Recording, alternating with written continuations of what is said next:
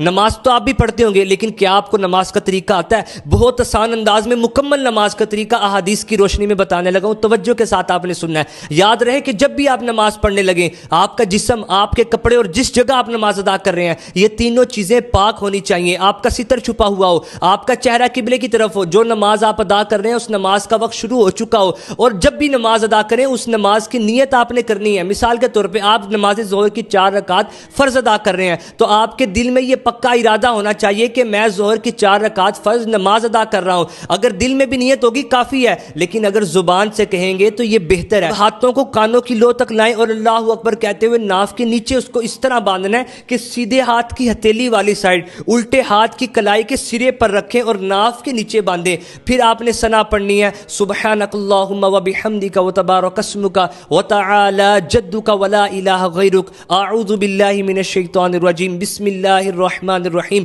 اب سورہ فاتحہ پڑھنی ہے۔ کئی لوگ غلطیاں کر رہے ہوتے ہیں، توجہ کے ساتھ آپ نے سننا ہے۔ الحمدللہ رب العالمین الرحمن الرحیم مالک یوم الدین ایاک نعبد و ایاک نستعین اہدنا الصراط المستقیم صراط الذین انعمت علیہم غیر المغضوب علیہم ولا الضالین۔ پھر آہستہ آواز میں آمین کہنا ہے۔ پھر بسم اللہ الرحمن الرحیم پڑھ کر قرآن پاک کی کوئی سی 3 آیات یا کوئی چھوٹی سورت پڑھ لیں۔ بسم اللہ الرحمن الرحیم، قل هو اللہ احد اللہ الصمد لم یلد ولم یولد ولم یکن لہ کفوا احد۔ پھر رکوع میں چلے جائیں اور رکوع میں آپ کے دونوں ہاتھ آپ کے گھٹنوں پر ہونے چاہیے۔ پھر آپ نے 3 مرتبہ یہ تسبیح پڑھنی ہے، سبحان ربی العظیم۔ 3 مرتبہ پڑھنے کے بعد آپ سیدھے کھڑے ہو جائیں اور ہاتھوں کو چھوڑ دیں، اور پھر آپ نے اگر اکیلے نماز پڑھنے ہیں، اللہم ربنا ولک الحمد، اس حالت کو کوما کہا جاتا ہے۔ پھر آپ سجدے میں چلے جائیں، اور بڑا اہم مسئلہ بیان کرنے لگا ہوں، جب سجدے میں جائیں پہلے اپنے دونوں گھٹنے رکھیں، پھر ہاتھ رکھیں، پھر ناک اور پیشانی کو رکھیں اور ناک کی ہڈی کو آپ نے جمانا ہے، اور سجدے کی حالت میں آپ کے پاؤں کی انگلیوں کا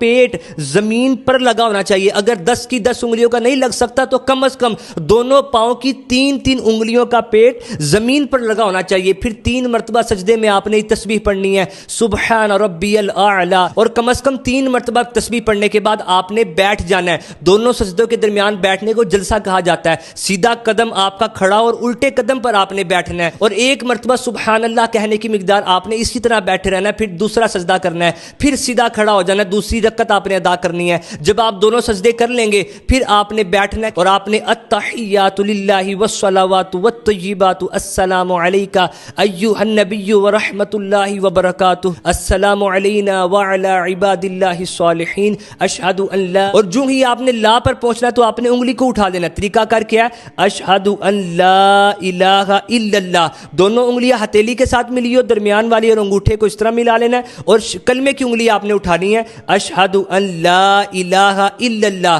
پھر آپ نے آگے پڑھنا ہے، اشہد ان لا الہ الا اللہ واشہد ان محمدا عبدہ ورسولہ۔ اگر تو یہ آپ کی نماز کی آخری رکعت نہیں ہے تو آپ نے درود پاک نہیں پڑھنا بلکہ کھڑے ہو جانا ہے، اور نماز کو مکمل کرتے ہوئے جب آپ آخری رکعت پر پہنچیں گے پھر آپ نے درود ابراہیمی، کئی لوگ کہتے ہیں رب جعلنی نہیں بلکہ رب جعلنی مقیم الصلاۃ ومن ذریتی ربنا وتقبل دعاء ربنا اغفر لی ولوالدی وللمؤمنین یوم یقوم الحساب۔ یہ کہنے کے بعد آپ نے سیدھے کندھے کی طرف السلام علیکم ورحمۃ اللہ، اور پھر السلام علیکم ورحمۃ اللہ، آپ کی نماز مکمل ہو جائے گی۔ یہ نماز کا مختصر طریقہ تھا، بہت سی تفصیلات باقی ہیں، انشاءاللہ وقتاً فوقتاً آپ تک نماز کے مسائل پہنچائے جائیں گے۔ یہ نماز کا طریقہ آپ بھی بار بار دیکھیں تاکہ آپ کی بھی نماز درست ہو، اور اس کو اتنا شیئر کریں کہ اگر کسی کی آپ کی وجہ سے نماز درست ہو جاتی ہے، ساری زندگی وہ جو نماز ادا کرے گا اس کا ثواب آپ کو بھی ملے گا اور مجھے بھی ملے گا۔ الشوق يبقى